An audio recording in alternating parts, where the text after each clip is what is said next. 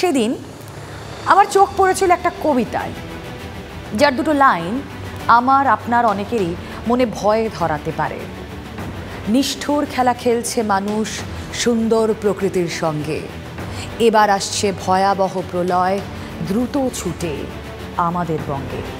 কবিরের চিন্তা কিন্তু সত্যি অমূলক নয়। যে বঙ্গে নির্বিচারে ম্যানগ্রোভ কেটে সাফ করে দিচ্ছে, যেখানে দিনে দুপুরে পুকুর জলাশয় বুঝিয়ে বেআইনি নির্মাণ গড়ে উঠছে, সেখানে সত্যিই তো অশনি সংকেত। আসুন একবার পিসিআরকে বলি ছবিটা দেখাতে, তাহলে আপনাদের কাছে আরো ক্লিয়ার হবে যে সত্যি সত্যি কিভাবে বিপদ আমরা ডেকে আছি। বলবো সেই ছবিটা পিসিআরকে দেখাতে।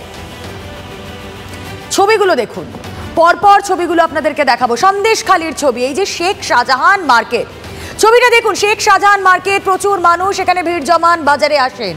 শেখ শাহজাহানের নামে এই মার্কেট, কিন্তু এই মার্কেট একটি জলাশয় বুঝিয়ে এই মার্কেট তৈরি হয়, যেখানে প্রচুর লোক নিত্যদিন সামগ্রী কিনতে আসে, কিন্তু প্রকৃতি নষ্ট করে ধ্বংস করে এই মার্কেট চলেছে। তারপর আসুন কুলতলিতে যাই। কুলতলি সুন্দরবন লাগোয়া, সেখানে সুন্দরী গরান গেওয়ার জঙ্গল কেটে সাফ করে দিচ্ছে, মাফিয়ার রাজ চলছে। কুলতলির ছবি আপনারা দেখছেন, গাছ কেটে ফেলে রাখা হয়েছে, কি ভয়ঙ্কর ভাবতে পারছেন। আরও একটা ছবি, নিউ টাউন। নিউ টাউন শহরের উপকণ্ঠ, সেই নিউ টাউনে দেখুন কিভাবে ভেরি বোঝানো হচ্ছে এবং নিউ টাউনকে কি সুন্দর ঝকঝকে করে তোলা হচ্ছে, কিন্তু তার নেপথ্যে রয়েছে এইভাবে প্রকৃতিকে ধ্বংস করা। ভাবতে পারছেন? তিনটে ছবির পর ফোর্থ ছবি আপনাদেরকে দেখাবো, ডানকুনির ছবি আপনারা দেখুন। এখানেও জলাশয় বুঝিয়ে আপনারা দেখছেন যে কোনো নির্মীয়মান কোনো বিল্ডিং এখানেও কিন্তু জলাশয় ছিল, সেই জলাশয় বুঝিয়েই এখানে বহুতল তৈরি করা হচ্ছে। নির্মীয়মান এই বহুতলের সামনে দাঁড়িয়ে বিক্ষোভ দেখিয়েছেন সাধারণ মানুষ। তাহলে ভাবুন তো আমরা করছিটা কি? আমরা কি নিজেরাই নিজেদের বিপদ ডেকে আনছি? আসলে সুন্দরবন থেকে বর্ধমান সর্বত্র ছবিটা এক। এর পেছনে শুধু টাকা কামাই, আর টাকা কামাইয়ের জন্য নির্বিচারে প্রকৃতি নিয়ে ছেলে খেলা শুরু হয়েছে। কোথাও প্রতিবাদ হচ্ছে, আবার কোথাও মুখ বুজে দেখছেন মানুষ।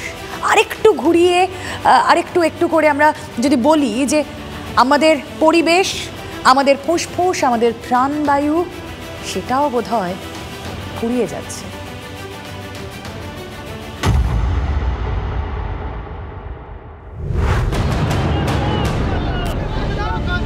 এই মুহূর্তে রাজ্যে শোরগোল ফেলে দিয়েছে একটাই নাম, শেখ শাহজাহান,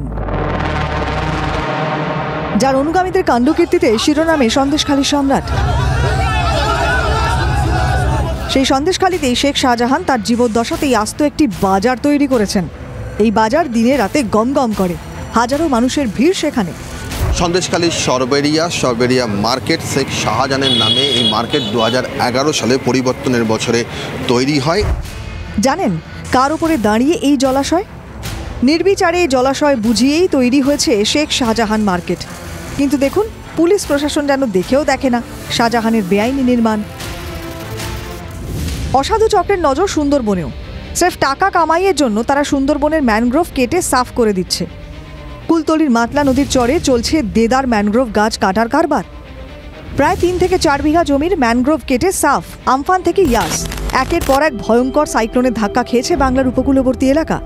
প্রকৃতির রোষের সামনে মানুষ যখন অসহায়, তখন মানুষের হয়ে প্রতিরোধ গড়ে তুলেছিল প্রকৃতি। সুন্দরবনে ঘূর্ণিঝড়ের বিরুদ্ধে দেওয়াল হয়ে দাঁড়িয়েছিল ম্যানগ্রোভ অরণ্য। আর সেই ম্যানগ্রোভ ধ্বংস করতে মরিয়া একদল দুষ্কৃতী। কদিন আগে পেট্রোলিং ডিউটি করতে এসে দেখি যে মাছের ভেড়ি তৈরি করা কাজ করছে ম্যানগ্রোভ কেটে। আমি সঙ্গে সঙ্গে থানায় গিয়ে একটা এফআইআর করেছি। এরা উদ্দেশ্যপ্রণোদিতভাবে এই কাজগুলো করছে।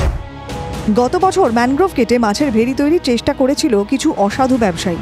পুলিশ প্রশাসনের তৎপরতাতে সেই চেষ্টা ব্যর্থ হয়। বছর ঘুরতেই সেই ম্যানগ্রোভে কোপ। গাছ কাটা থেকে বিরত থাকার জন্য বন দপ্তর এলাকায় মাইকিং করে প্রচার চালাচ্ছে। সুন্দরবনেই থেমে থাকেনি প্রকৃতির ধ্বংসের কারবার। কলকাতার কাছে নিউ টাউনের বলিগড়িতে রাতের অন্ধকারে পুকুর চুরি, লরিতে করে ফেলা হচ্ছে মাটি। অভিযোগ, স্থানীয় দুষ্কৃতী ছোট বড় পুকুর বুঝিয়ে অবৈধ নির্মাণ গড়ে তুলছে। এ নিয়ে এলাকায় শোরগোল শুরু হতেই স্থানীয় পঞ্চায়েত মাটি তুলে জলাশয় বানিয়ে দেওয়ার আশ্বাস দেয়। আমি সকালবেলা গিয়েছিলাম দেখতে, দেখলাম হ্যাঁ মাটি পড়েছে। আমরা পঞ্চায়েতের তরফ থেকে দুদিন আশ্রয় দিচ্ছি, দুদিনের মধ্যে ওই যতটা মাটি ফেলেছে ওই মাটি তুলে দেবো। নিউ টাউন, কালনা থেকে ডানকুনি, সর্বত্র এক ছবি। প্রশাসনের নাকের ডগায় পুকুর বুজিয়ে বহুতল নির্মাণের অভিযোগ ডানকুনি পুরসভাতে। 16 নম্বর ওয়ার্ডের গুপ্তিপাড়ায় কাউন্সিলরের মদতে পুকুর বুজিয়ে বহুতল নির্মাণের অভিযোগ স্থানীয়দের। পুরসভায় লিখিত অভিযোগ জানানোর পরেও বন্ধ হয়নি পুকুর বোজানোর কাজ। পূর্ব বর্ধমানে কালনাতে আরএমসি মার্কেট সংলগ্ন নয়নজুলি বুজিয়ে দোকানঘর তৈরি করে বিক্রি করারও অভিযোগ ওঠে। রাস্তা অবরোধ করে প্রতিবাদে গর্জে ওঠেন এলাকাবাসী।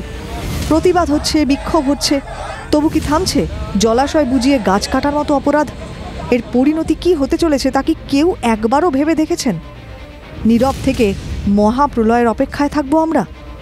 Bureau report, TV9 Bangla. খুব একটা ভুল কিছু বলেছে কি? প্রকৃতি নিয়ে ছেলে খেলা চলছে, দেখলেন তো সেই ছবি। এবার দেখুন পশ্চিম মেদিনীপুর গুড়গুড়িপালের ছবিটা। দিনে দুপুরে চলছিল বেআইনিভাবে বালি তোলার কাজ। বালি মাফিয়াদের বিরুদ্ধে জোট বাঁধেন গ্রামের মানুষ, বালি বোঝাই গাড়ি আটকে দেন স্থানীয় মানুষজন। ঘটনার খবর পেয়ে পৌঁছন গুড়গুড়িপাল থানার পুলিশ। গ্রামবাসীদের বিক্ষোভের চাপে বালি তোলা বন্ধ হয়।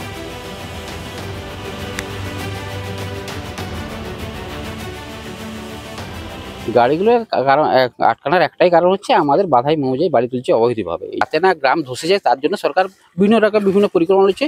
ওই জন্য আমরা চাইছি যে আমাদের এরিয়ায় বালি তোলা না হোক। পাশের কাজ খেয়ে যাচ্ছে, তার জন্য প্রজেক্ট হয়েছে বিরাট, কত 3-4 কোটি টাকার, কিন্তু ওরা প্লট মারছে যেখানে সেইখানে তুলেনি।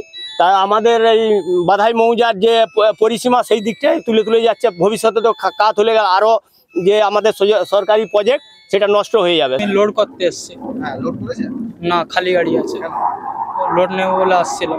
কারা লোড করতে দিচ্ছে না, কি বলছে, কেন লোড করতে দিচ্ছে না বলতে যে ওইটা আলাদা এরিয়া, কোনটা এরিয়া কার আমরা তো জানি না। আমরা সিও পেয়েছি, লোড করতে এসছি।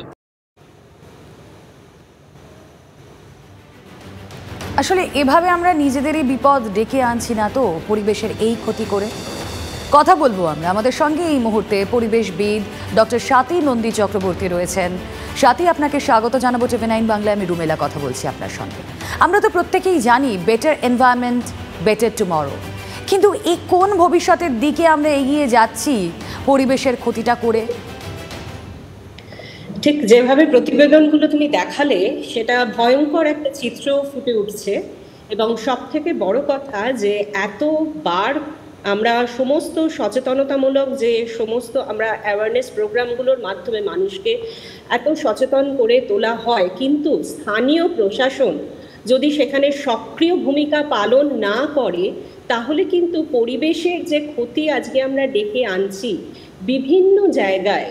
আজকে যেভাবে তুমি সুন্দরবনে দেখালে যে ম্যানগ্রোভস কেটে সেখানে মার্কেট তৈরি হচ্ছে, বড় বড় রিসর্ট তৈরি হয়েছে, এবং তারপরেও আমরা ভাবছি যে প্রকৃতি আমাদের সাথে কোনো প্রতিশোধ নেবে না।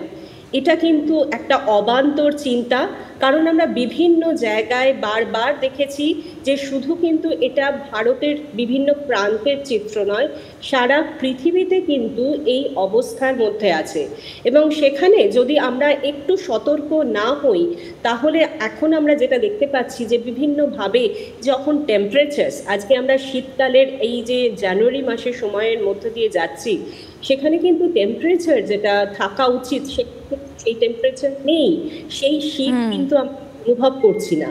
সুতরাং আজকে এই যে পরিবেশের এত তারতম্য, কখনো অতিবৃষ্টি, অতি খরা এবং সমস্ত জায়গায় যে বন্যার পরিস্থিতির সৃষ্টি হচ্ছে, সেখানে কি আমরা জানি না যে গাছের গুরুত্বটা কতটা, সেখানে ম্যানগ্রোভের গুরুত্বটা কতটা, এবং ম্যানগ্রোভ যেভাবে কার্বন সিকুয়েস্ট্রেশন করতে, আজকে কিন্তু আমরা জানি সারা পৃথিবী একত্রিত হয়েছিল COP28, এটা একটা পরিবেশ সম্মেলন, এবং সেখানে সারা পৃথিবীর বিভিন্ন ডেভেলপিং কান্ট্রি কিন্তু সেখানেতে গিয়ে তারা অ্যাসিওর করছে যে নেট জিরোতে, এবং আমরাও এবং আমাদের দেশও কিন্তু সেখানেতে বলেছে যে আমরা নেট জিরো করবো।